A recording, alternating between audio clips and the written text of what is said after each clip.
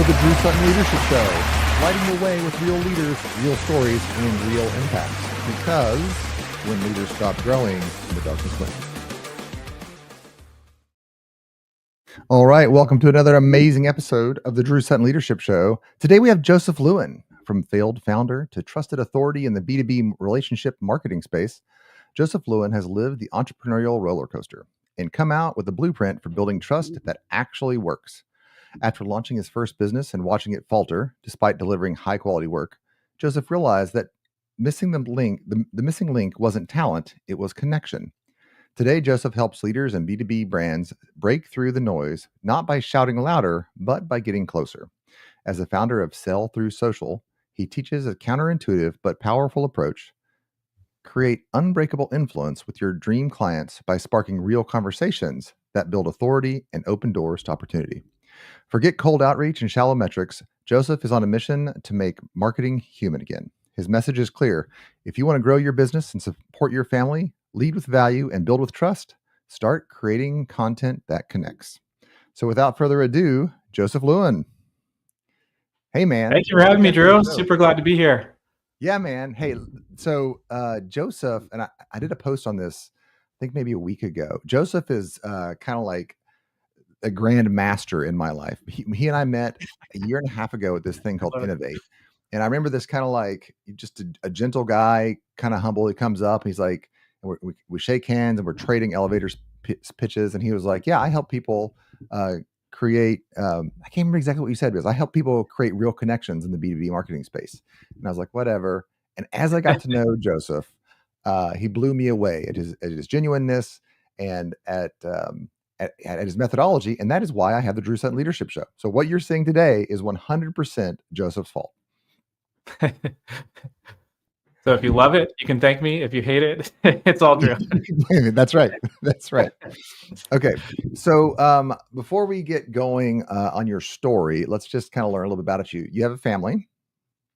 I do. Yeah. I'm married for almost 14 years and I have 4 kids and we homeschool. So we get to spend a ton of time together. It's awesome.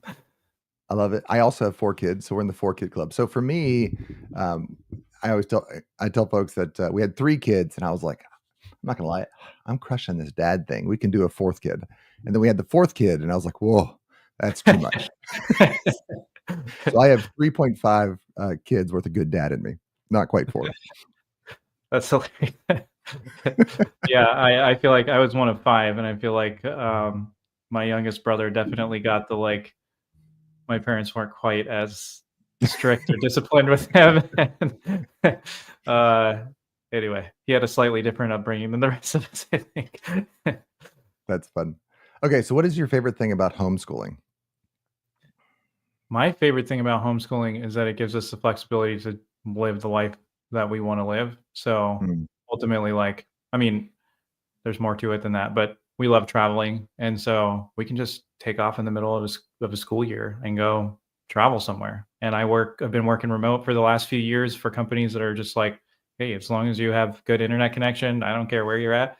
So a couple of years ago, we actually went and lived in Florida for a month. Like we rented an Airbnb in September for a month and we went to the beach every single day after work. And it was awesome. And, you know, all the other kids are sitting in class. Our kids are building sandcastles and learning math as they go. It's awesome. Yes, I love that. We did that when they were younger. We didn't do a month at the beach, which is now I'm kind of like, maybe I should have rethinking life. Well played. But then our kids joined swim team and we discovered that because of swim, we couldn't go anywhere. So because they do year-round swim, which is 2-day practices almost every day of the week. And so our kids go to high school. We homeschooled up to high school and then they go to high school to be on the high school teams. All right. Well, cool. So that's Joseph. What's your favorite hobby besides hanging out with your kids? So my favorite hobby is like building random stuff and working on my property. And fun story with that, I started a YouTube channel 2 years ago and well, I mean, a couple social channels, but I'll just call it a YouTube channel. And across all my social channels, I've gotten almost 100 million views in the last year on my stuff. And this week has been mostly like short videos, short content. But this week, I have my first long form video that's over 15,000 views, which I've been working on for literally years.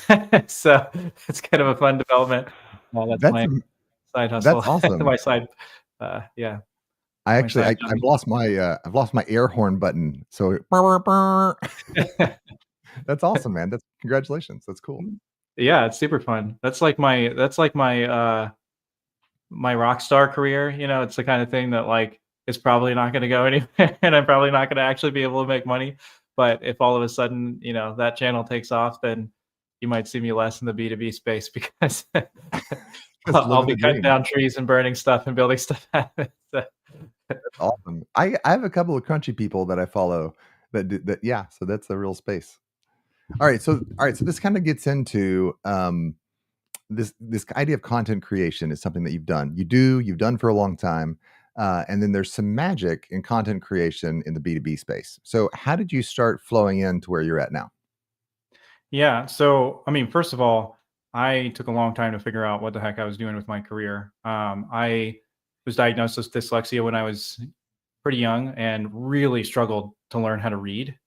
And Oh yeah. so, like, I had one-on-one tutoring, and my mom was working closely with me because I was also homeschooled. But I just really, really struggled to learn how to read. There weren't nearly as many resources back when I was growing up for people with dyslexia. So, the point of that is I really struggled in school because I couldn't read very well.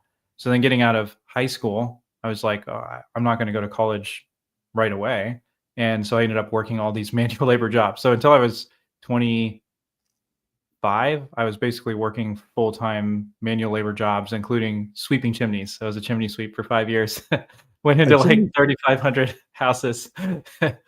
So, is there in fact a subculture of dancing chimney sweeps on the rooftops of America? Oh, you know it. Yeah. Actually, I don't think any chimney sweeps are actually dancing because it's a horrible job. I made good money, but I hated every second of it. And and the interesting thing is I had these moments while I was doing that where I'm working with these guys who have been doing the same stuff for 30 years. And I'm looking at them going, guys, this job sucks. I don't want to do this forever.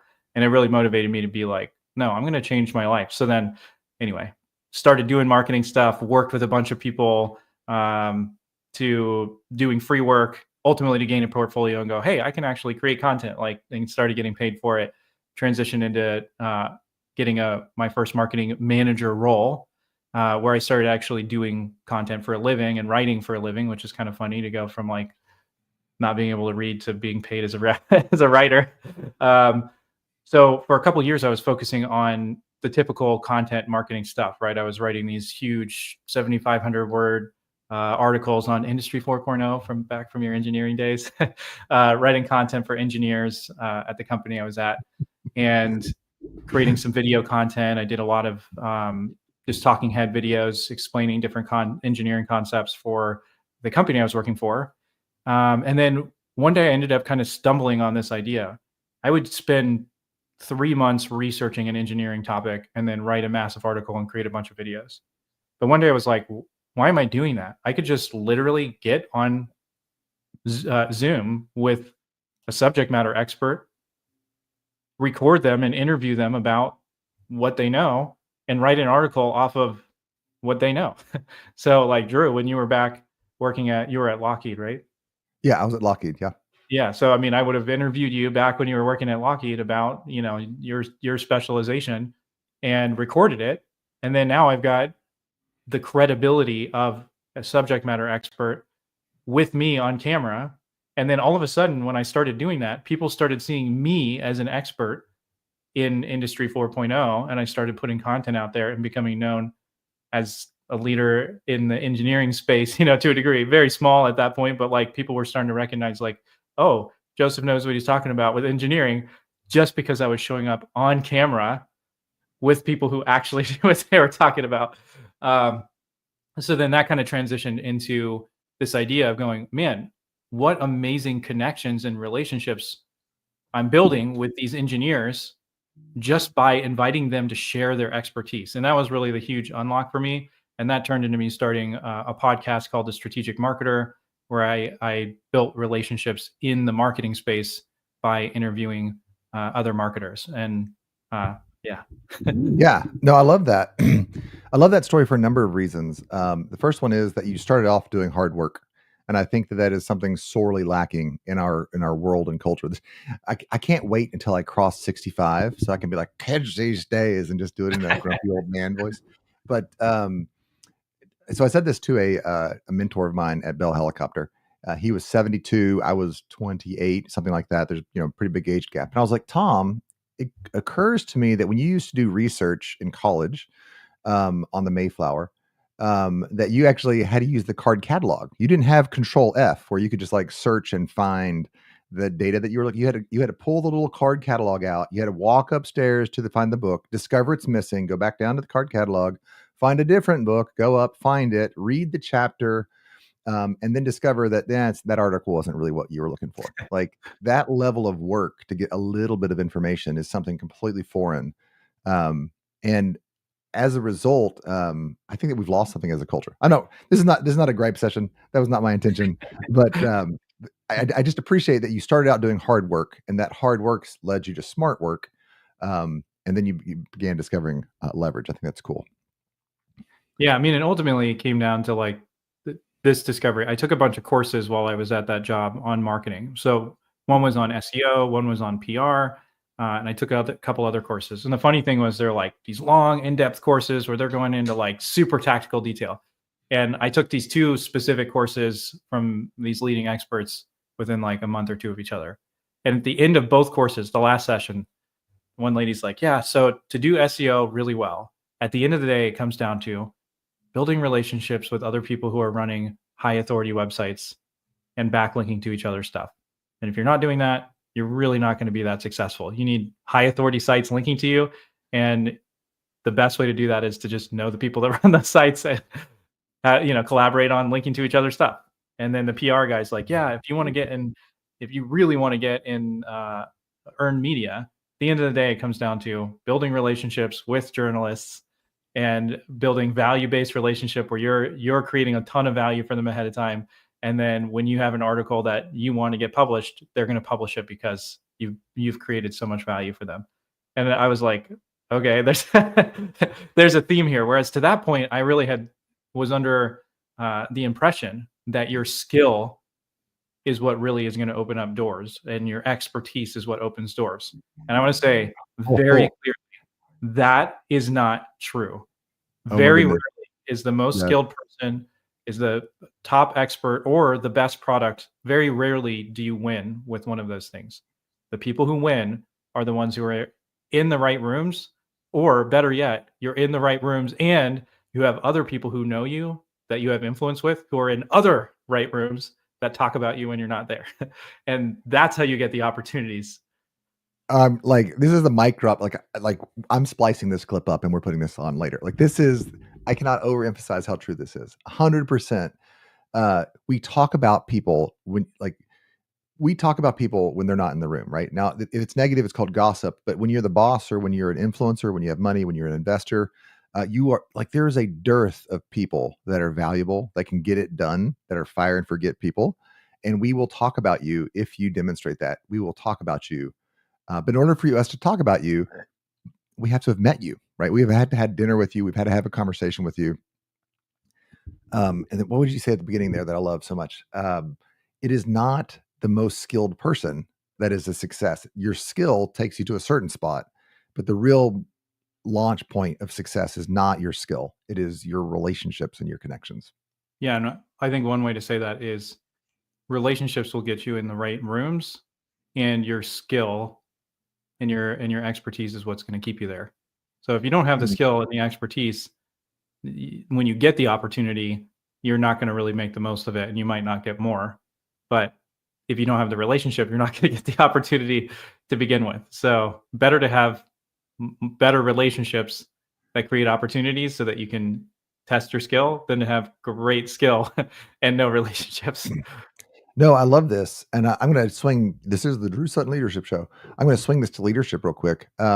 Your job as a leader is to prep your team's skill so that when you put them in the right room, they shine, right? I think I see a lot of leaders that are like, "Well, I'll open doors for you," and then they take kind of an unrefined talent, a diamond in the rough, and they put them, at the table next to the VP, and then the diamond into the rough just kind of makes a fool of themselves, or just doesn't execute on the opportunity, right? Doesn't see the opportunity, doesn't execute on the opportunity. Or the other opportunity is you spend all this time technically developing your people, and they're amazing, but you never open doors for them. So I think Mm, that's a super interesting idea. That as a leader, as somebody that has relationships, it's your job to groom and to polish, and also to open the doors and put them in the right room.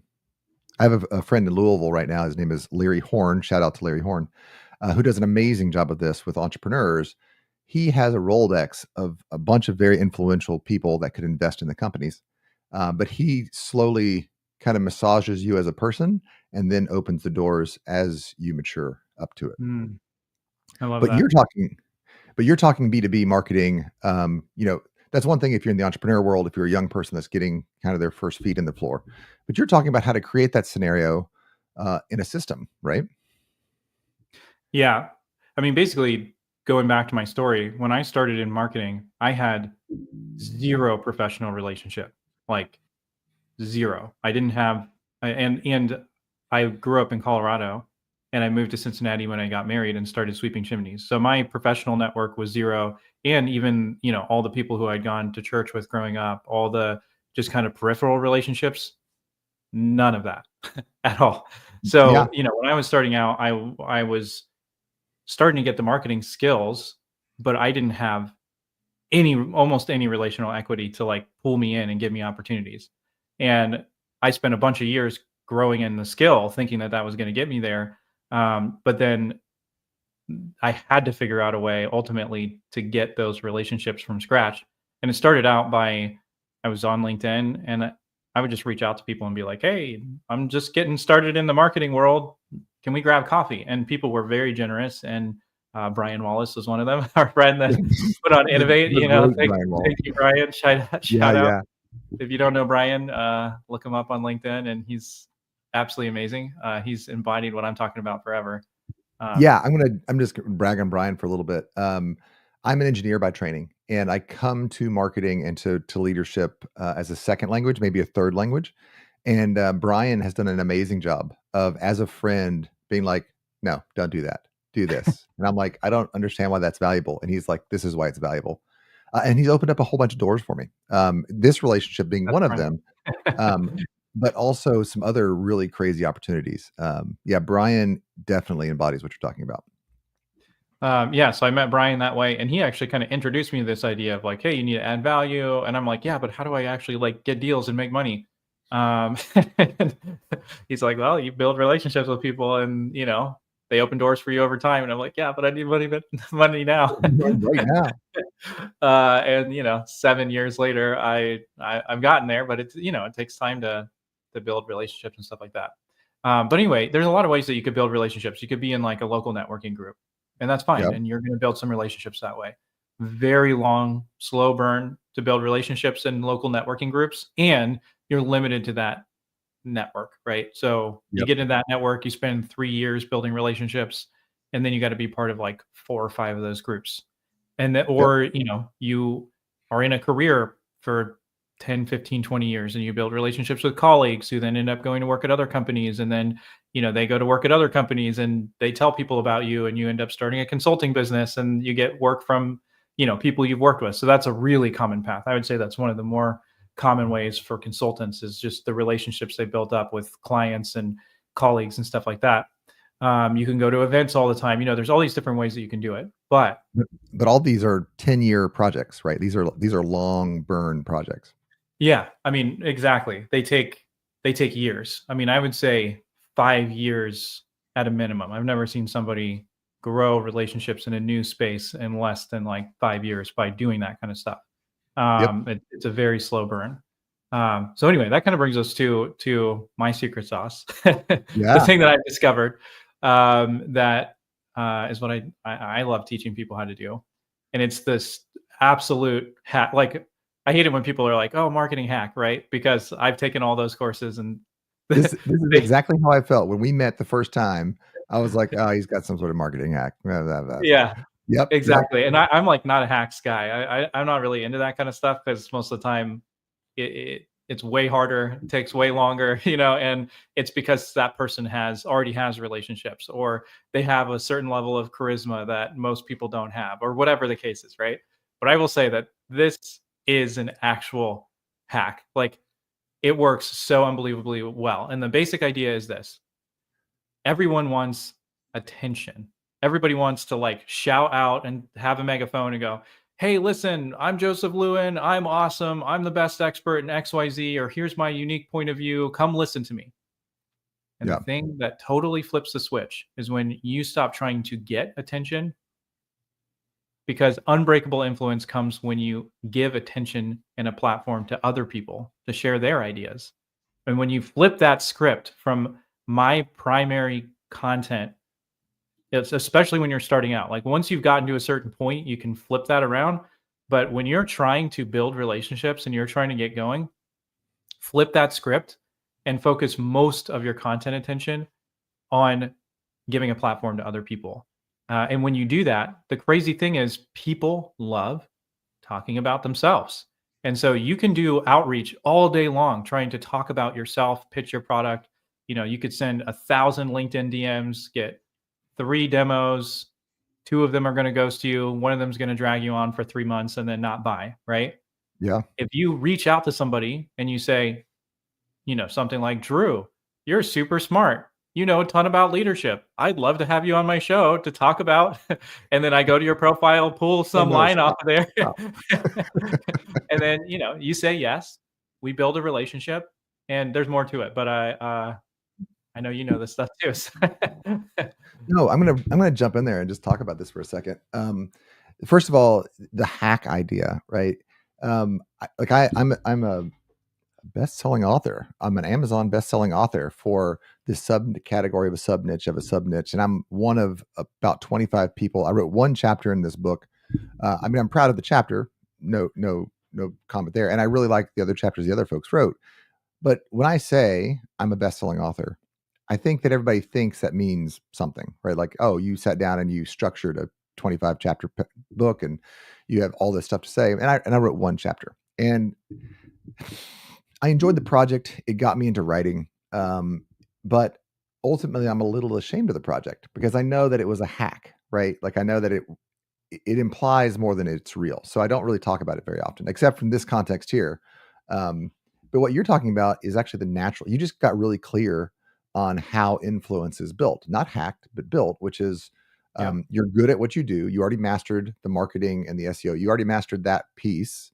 And now you just started reaching out to people and saying, hey, let me offer you something that's of value to you, a platform. And then I know that as we share this platform, some of your light reflects onto me, and I build my credibility and reputation. But most importantly, that we build an honest to goodness relationship. Like this show here, I get to have 45-minute conversations with all sorts of amazing people. Like the show right before you, we talked about SEO, and he legitimately, David, like blew my mind in a couple of ways that I didn't understand about SEO.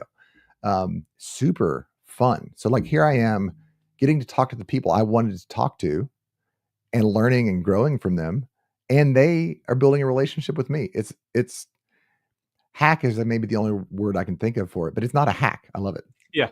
Yeah, I mean, I'm using hack just kind of as a pejorative word, but it's only a hack because it's so easy and nobody does it. Yeah, Like, I can't tell you how many people I've told to start a show, and they'll just come up with every excuse. Like, the hardest thing for me in growing my business and doing this stuff is that people have head trash around what it takes to start a show. And they are just constantly talking themselves out of doing it. And I'm like, guys, all the things that you're saying are not true.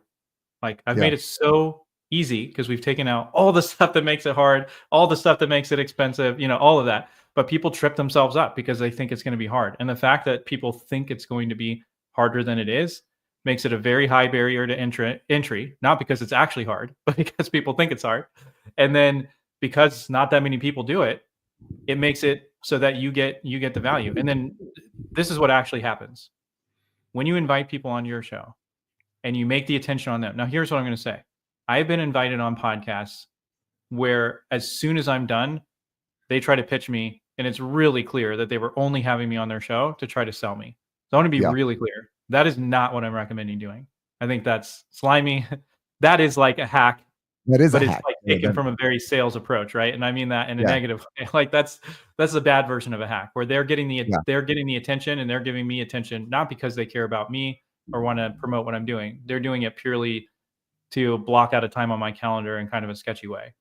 What I'm recommending and what makes this really valuable is I actually do care about the people I'm having on, and I actually do want to make them look good. And my focus is on how do I create value for this person before, during, and after the show. And so what I'm really looking for is if I have somebody on a show and I hear them talk about how they want to publish a book, and they're like, I want to write a book. I'm like, oh my gosh, you need to meet my friend David Hancock. He's the father of hybrid publishing. So he's going to teach you how to keep your intellectual property and still end up in all the bookstores and everything like that, right? And so then if they're interested in meeting him, then I make that connection after the fact. And then my friend David gets value and they get value. And then what happens when you do that, when you're looking to truly create value for people on the other side, then they know you, they like you, they trust you. Thanks, Bob Berg for that one. But they know you, like you, and trust you, and they want to recommend you. So when I said earlier, you either need to be in the right rooms or have people talking about you in the right rooms, that's how you do it. You create value for somebody by having them on your show, providing a platform, building connections for them, opening doors for them. And then what happens? They become advocates for you, and they bring you into their network and start promoting what you're doing when you're not even in the room. Yeah. I mean, and you literally can't buy that sort of influence, that sort of reputation. And I personally, as I make it a personal goal, to not sell anybody that shows up on my show, for at least 6 months. That doesn't mean that at 6 months I click over and I start selling them. It just means that in my mind, I'm having them on their show for them and to shine a light on them. And I know that building that relationship will naturally bring me better business. And so in my mind, I'm like, well, I kind of pull back just a little bit. I'm like, unless they're like, hey, I really want something from you. I'm like, hey, this was literally just a relationship builder. That's what this was all about. How do you go about, so you have folks on the show, how do you choose a really good guest? Because you could choose one that would be a great client. You could choose one that's a great influencer. You could choose one that's an expert. How do you think about a show when you're like sitting down there with your ICPs saying, who do I want on my show next? How do you go through that? Yeah. So, I mean, I think the first thing is you just have to be intentional and figure out what your goals are. And so, I mean, it's based on your goals. So here's what I mean by that. If you are trying to grow a business, your goal should be to build relationships that are going to generate revenue for you. And if you don't do that, you're not going to be in business for very long. And I've made that mistake quite a few times before. You introed with failed business. I focused on building this product that I thought was awesome. And the product actually was pretty awesome, but I didn't know anybody that I could sell it to. So then I tried to go market something thinking that the product is going to speak for itself. And it just doesn't work that way. You got to have the relationships, and when you need relationships, you need them, but when you need them, it's too late to go get them. So focus on relationships first if you need to close deals.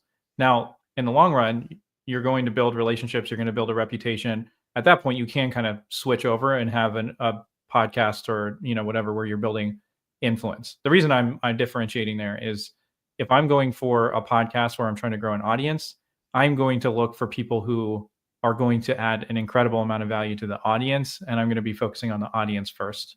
And my guests are going to be focused on that. Right now, most of the time, I'm looking for building relationships with people that I can serve either by working with them directly or by connecting them with people in my network and just kind of growing that. So when I'm looking for a guest right now, I'm looking for people that are, basically either need what I do or they influence the people that need what I do. So they do something peripheral to what I'm doing.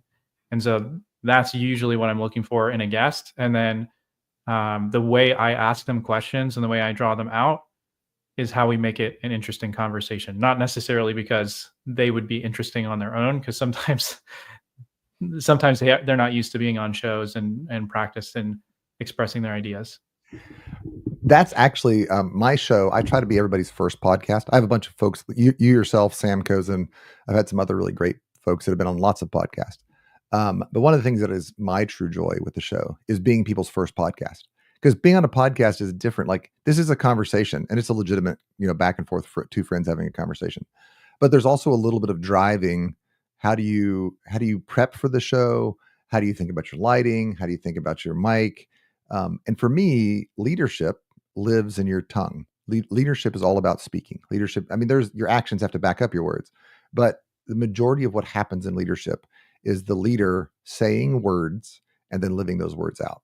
But if you don't say the words and you live them out, nobody notices. And so helping people learn to speak and to be on a show is a little bit different than a conversation. Yep. Yeah, man. And I think it's interesting because if you have somebody who's on podcasts all the time, and this is something that I go back and forth on and I'm developing right now. So if you go on podcasts all the time, you need go-to stories, you need go-to like snippets that you talk through. And Yep. I'm working on that stuff right now because I am going to be working on going on more shows because it's extremely valuable. It's free press. And that's Yeah, why, like, when you invite somebody onto a show, you are giving them free press. You're giving totally. them something valuable. So like if you have this idea in your mind that, oh, if I invite somebody on a show, it's like you're all timid about it and like, oh, I don't know if you're not asking them to get on a demo so that you can pitch them. You're literally offering them free press, free marketing, Yes. free exposure in your network. There is monetary value that you're giving them by doing that. And so Yeah. get over yourself. And if somebody treats you poorly because you invited them on a show, that's a them problem. Like either Oh, they don't 100%. get the idea of press or they're a jerk and you don't want to work with them anyway. One of the two. So anyway, but if you're going to go on a show, you really do need to work through some clear ideas that you can present.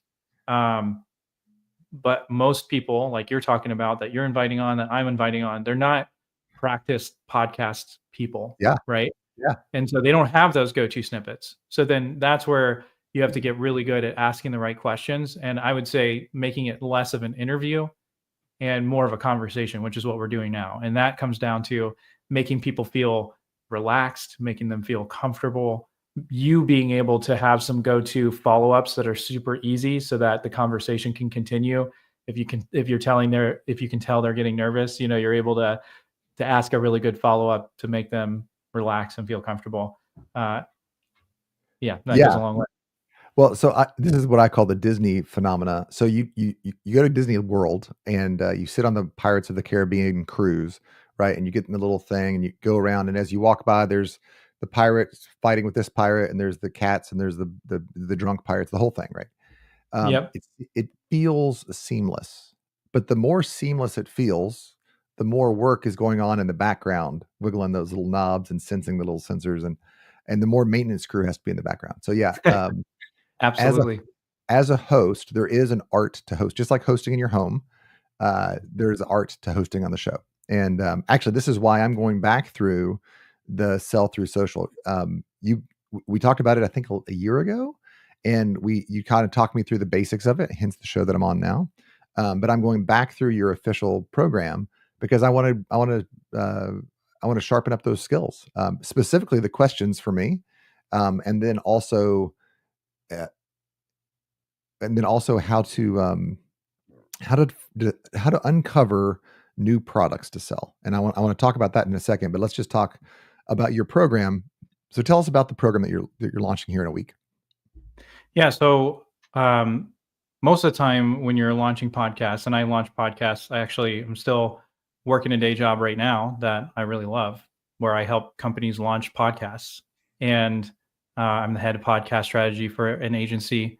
And basically, I launch the kinds of podcasts that people think of when they think of a podcast. So we takes 30 days to launch the show. We put a ton of effort into graphics and research and naming the show, and we post produce everything. We create clips, like we do the whole shebang, right?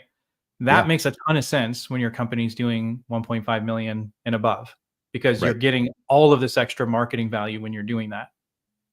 Now, what the course is that I'm teaching is we strip all of that out, because when you're a solopreneur, or you're a one or two or three person team, the amount of extra value that you get from all of the extra work or money to do that isn't worth it at this stage.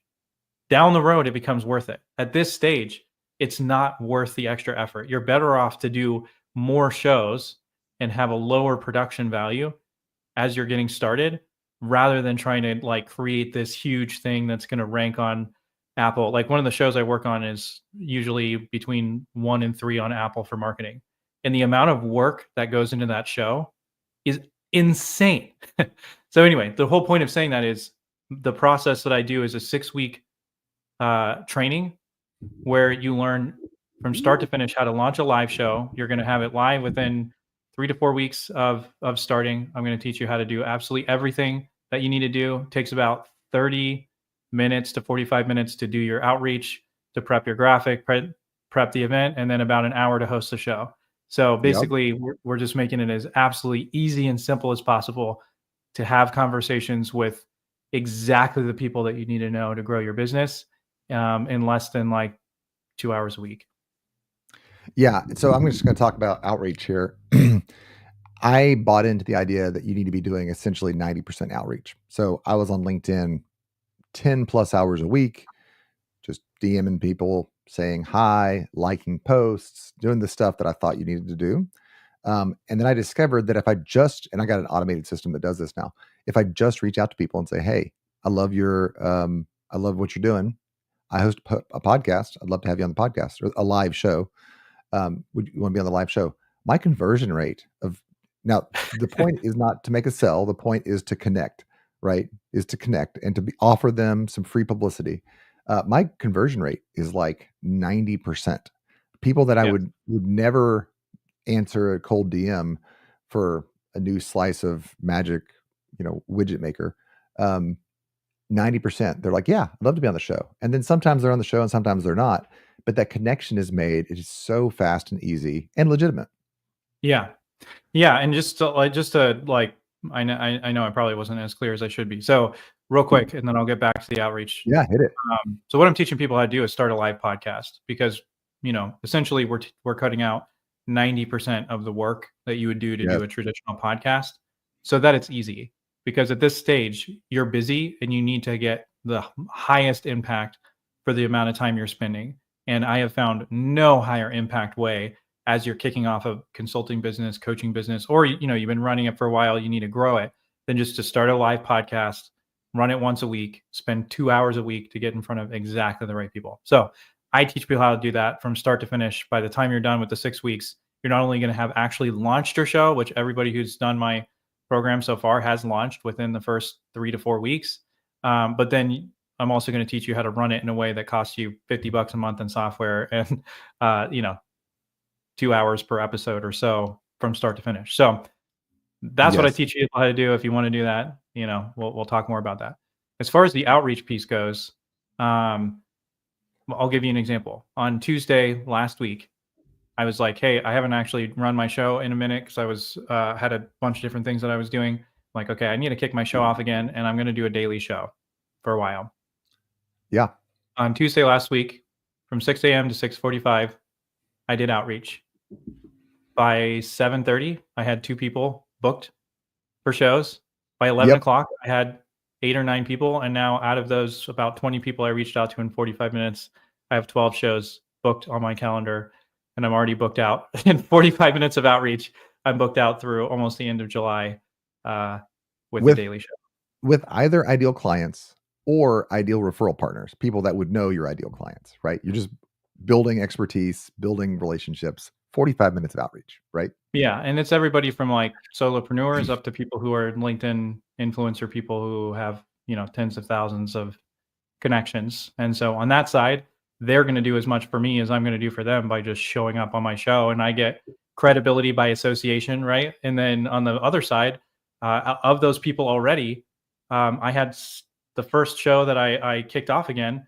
The guy's like, hey, sell me on why I should be starting a live show. Like, sell me. And I'm like, I don't, it kind of threw me off because I'm like, I try not to sell people after the show, kind of the same idea as you. And he's like, no, I want to buy from you. And he's literally like, yes, you need to give me your Stripe information before we're done, because I need to sign up for whatever it is that you're doing. I want to buy from you. And I'm like, okay. So I mean, literally, like, once you start doing that, you can start closing deals with people just because they start to see the value that you bring from building connections and relationships. Yeah, I mean, 100%. Yes, I'm just kind of stumbling in your how true this is. I mean, it's changed my life. I actually had a job interview for a CEO position of a nonprofit. This was back in January. It didn't work out. The alignment wasn't perfect, so it didn't work out. But I didn't reach out to them. They reached out to me, and they're like, "Would you be? I mean, it won't be that much money because it's a nonprofit, but would you want to be our CEO?" And I was like, "I mean, kind of, yeah, sure. Let's have this dialogue." And it was 100% because of the show that I'm doing, right? Um, it builds your credibility so fast, and it builds relationships with people so fast. All right, let's talk. So Well, Drew, besides the fact let that, me throw one more thing in there, because I think this is a question that people ask at this point, is like, can I actually close deals through this? Am I going to make money? How fast am I going to get an ROI? So there's a couple things yeah, you need to think through with that, and I'll make this super quick. The first thing is, have you ever sold to people outside of warm referrals? If no, you probably don't have your offer dialed in as much as you think you do. And so it's going to take you 3 to 6 months to dial in your offer.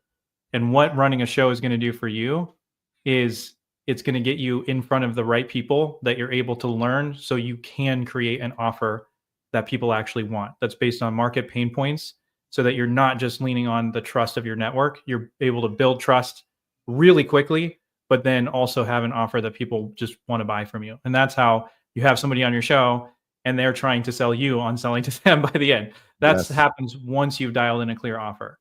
If you yep. already have a super clear offer, I closed my first deal through my show when I first started this business 3 weeks after I started the business.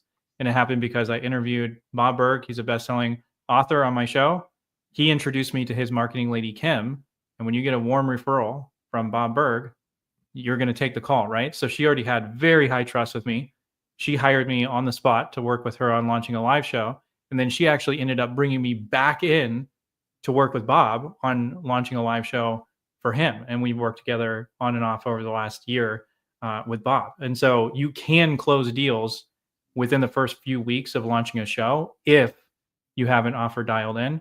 And then if not, it will help you get that offer dialed in way faster than if you're just like posting on content on LinkedIn and hoping people come inbound to you. So yeah, let's pull this thread. This is actually super important, and I'm speaking to all my fellow consultants or all the folks that are starting a new startup. Getting your offer dialed in is a market research activity.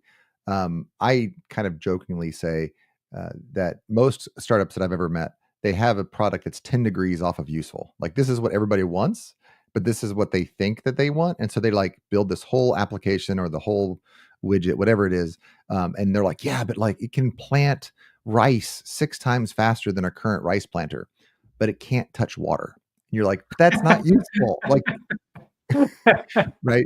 So getting out there, Oh, that's so in funny. yeah, so, Toyota has this thing called Genchi Genbutsu, which means go and see. So in other words, the top level people need to spend a little bit of time every month down walking the line because you Mm, just don't you lose touch with the world if you're not on the line, walking the line. I love Go and that. see Genchi Genbutsu.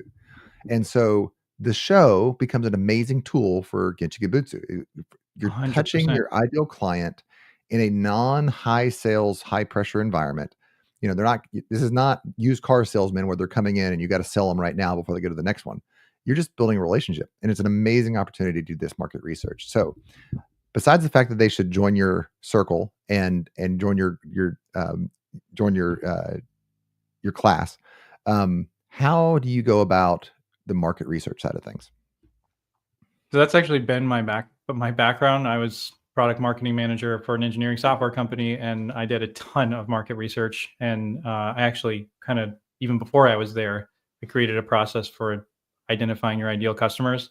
The problem was I built something that people didn't know they needed. And I was trying to sell them on something that they didn't want, but they needed. And that's not a Mm. good idea. Don't do that. That's a classic That's why I engineering failed. problem. Yes. And so, yeah, I have a methodology that I've been working on this for a while, because basically when I started in marketing, I started creating content for people. Then I realized people had no idea what to do with that. So then I started working on marketing strategy with them. And I created a whole process around identifying your ideal customers, finding the pain, creating a productized offer, like all this stuff, right? Um, but then what I didn't do was I didn't test it in the market first. I built the entire thing out. I literally spent 3 months building a online course with Infusionsoft, WordPress, Membarium. Like, it had automated emails. It was awesome, right? And I made $300 from it, and basically had to tuck my tail between my legs and go get a real job because I couldn't sell it because I had built the whole thing. So anyway, the Yeah. process that I recommend people take is to listen before you sell before you build, and build before you scale. Everybody wants to start with the scaling piece. Like, everybody comes to me and they go, I want to scale my business. And I'm like, okay, Yeah. what do you sell? Well, I sell marketing services. How am I supposed to help you scale marketing services? It's impossible. Everybody sells marketing services. Like, Yeah. Totally. throw a dart, and there's going to be 50 people that do that. Yep. Or we have turnkey enterprise solution consulting for processes and whatever. It's like, Yeah. I can't scale that, right? So the idea is, if you talk to as many people as you possibly can, and start to find out what is the common pain that's keeping your ideal customers up at night, and what's the problem that's coming from. So that's where you're listening. Then you sell before you build. So you listen, and then you go, how could I help solve that problem? You create a minimum viable solution. You have not built anything yet. This is a napkin sketch idea of how to solve that problem. So let's say that you have a live show, you end it. Instead of ending and going, hey, buy from me, here's what I do, I'm awesome, you go, hey, I've been talking to a few people and they've been experiencing this challenge. Have you seen that? And then you let them talk and you ask them follow-up questions until you identify, yes, they have that pain. And then if it makes sense and you've built good rapport, you could say, look, I've been working on a way to solve that problem. Would it be worth having a conversation about how I could help you solve that? If they say yes, well, guess what? Now you have a sales conversation. If they crack open their wallet and they pay you money, that's a validation that you're solving the right problem and you found something where there's actual demand. Don't So, build anything until they actually pay you money. right. So to go back through there, that's listen, sell, build, scale, right? Yep. Listen, sell, build, scale. This is I mean, we should start a support group, Product Developers Anonymous. Like, my name is Drew. I develop products that nobody wants. Like, I love it. I feel Hey, like there that's should what be my a circle software community is program. for. Come join it, because that's what we're doing. I That- love it. That's awesome. No, it's true though.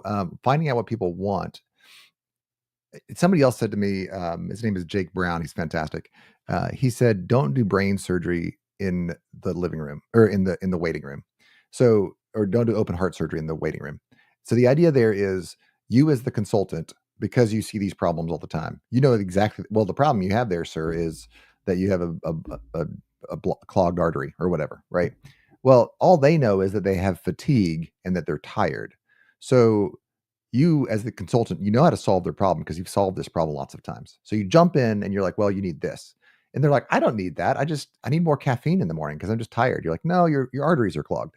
Right. And so then you start ripping open their chest and explaining to them what's going wrong. And you're like, man, I didn't ask for that. Like, I just wanted you to give me a pill so that I could have a little more energy in the morning. And then so you've insulted them, you've invaded their private space, you've kind of told them, well, this is like sending your daughter. My daughter's 18, so we taught her how to drive a couple years ago, right? So I sent her into AutoZone to get some head wipe or head light fluid and some, just like the silly things that you do to people. And there's a lot of predatory nature around sales. We're like, oh, we're just going to get you to buy this thing from us. Yep. Don't do that in the waiting room. Say, "Hey," you have to articulate what they want and say, "Oh, this is what you're trying to get? Well, I know what you need. So this is what you need. This is what you want." But the truth is not everybody really wants to change. You don't actually have to Yep. solve their problem. You have to find out what they are willing to pay for and what they want solved. Yeah, and basically what I would encourage consultants to do is, look, you're smart, but okay, I'll say it this way. I'll say it as me. Yeah, I am yeah. always wrong. Now, am I 0.1% wrong or am I 99.9% wrong? Ooh, I don't man, know. that's solid. And so what I've done in the past is I just assume I'm 99% right, and I try to go sell something in the market and scale it up and build the course and and try to push that into the market rather than going, "Hey, I know that I am wrong at least a little bit and I can improve this." Then I go to talk to as many people as I possibly can, not trying to prove my idea right, but first trying to understand the pain that they're experiencing and then see if there's a way that I can connect what I am doing, or better yet, just let go of what I was thinking at all and create a solution that, basically when you tell people what you do, you should be able to use language that describes something that they can't describe themselves, but gets to the root Mm, of what they want out of life, what they want that's going to solve their problem.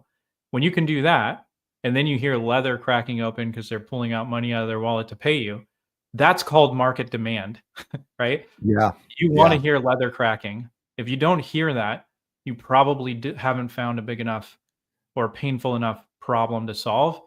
Please do not spend time and money building something if you haven't heard leather cracking yet.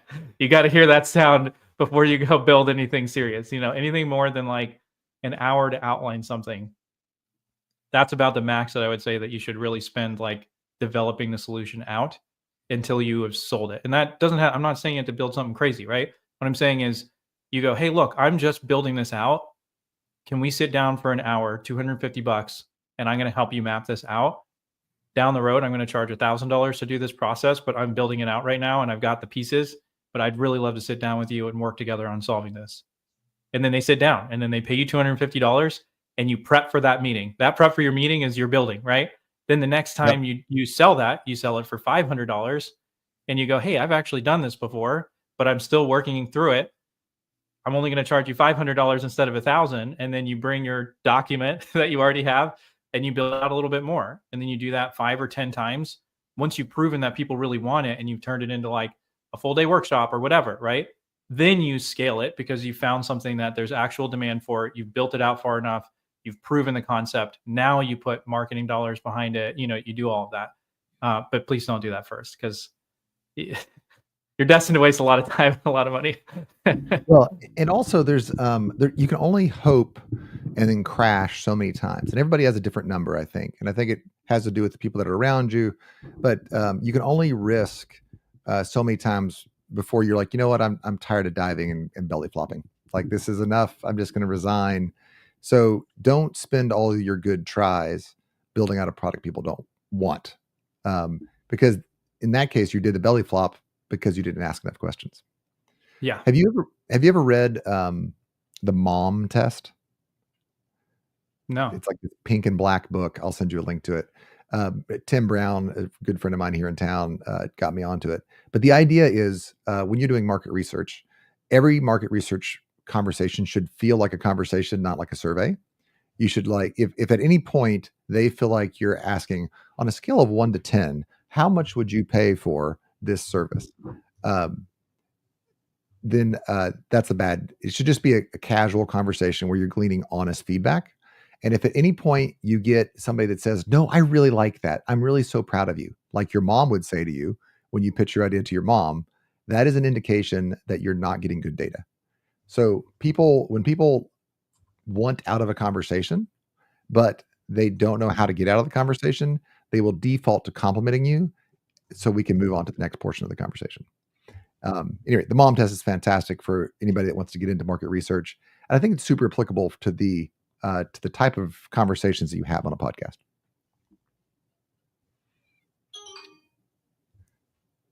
Love it. Did I lose? What was that? Oh, did I lose you? No, no, no. No, love it, man.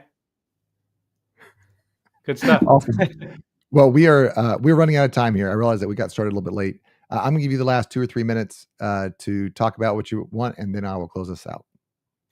Yeah, no, I just if jumping out of here, man, if people take anything away from this, it's that if you feel undervalued, underpaid, if you feel like people aren't paying attention to your ideas, it's not necessarily because your ideas are wrong, although we just talked about maybe they're a little bit off and you could refine them, but it's not necessarily that your ideas are wrong. It's that you're you don't have the relationships that are opening doors for you. And so instead of focusing all of your attention on how do I get my ideas out there more, I would encourage you to focus on how do I start conversations with the right people and build relationships, add value to them. And then those people will open the doors that you need. And if you want to learn the fastest, easiest way to do that, to me, it's starting a live show. So come jump in to check out Sell Through Social. I am, and then you could use the code Drew250 to get $250 off starting the next one, July 8th. So you can come jump in on that group coaching cohort, and we will we'd love to see you there. Yeah, awesome. Well, listen, Joseph, being a little bit modest here, he's absolutely changed my life. He's the reason that I have a live show. He's the reason that you're listening to me right now. He's changed the way that I reach out to people. I mean, literally half of the people that I've met in the last year is because of having my own show, which is because of Joseph. So if you are looking at this and you're saying, man, that actually sounds achievable. I thought doing a podcast was a huge headache, but you're saying that I can do it in less than 45 minutes of outreach a week, less than an hour of production time, including filming the show. Man, I could actually have a live show. Let me tell you, nothing's going to change your authority, your connections. Nothing's going to get you in the right rooms more than having your own show. People have made $700,000 sales because of Joseph. His clients have had massive success. So if you're somebody that has a good product and is looking at how do I break in to my ideal clients and begin those relationships, and you're not a weasel, go find Joseph at sellthroughsocial.com. Ask him about his new coaching cadre, and tell him you heard him here on the Drew Sutton Leadership Show. And with that, we are